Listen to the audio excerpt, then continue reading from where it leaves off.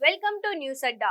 Parakamani case high court కీలక ఆదేశాలు. తిరుమల పరకామణిలో జరిగిన చోరీ కేసు మరో కీలక దశకు చేరుకుంది. ఈ కేసుకు సంబంధించి ప్రధాన నిందితుడు రవికుమార్ తో పాటు అతడి కుటుంబ సభ్యులు ఆస్తులపై ఏసీబీ మధ్యంతర నివేదికను సిద్ధం చేసి ఆంధ్రప్రదేశ్ హైకోర్టుకు సమర్పించింది.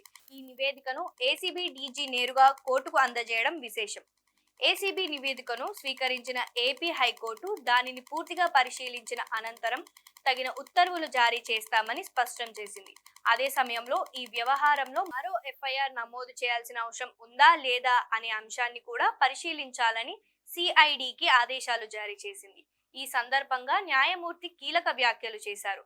కేసుకు సంబంధించిన దర్యాప్తు చాలా వరకు పూర్తయినట్లు కనిపిస్తున్నప్పటికీ ఇంకా కొన్ని కీలక అంశాలపై స్పష్టత రావాల్సి ఉందని కోర్టు అభిప్రాయపడింది. ముఖ్యంగా ఆస్తుల సమీకరణ, అక్రమ లావాదేవీలు, ఇతరుల పాత్రపై లోతైన విచారణ అవసరమని సూచించింది. తదుపరి విచారణను 2026 జనవరి 5వ తేదీకి హైకోర్టు వాయిదా వేసింది.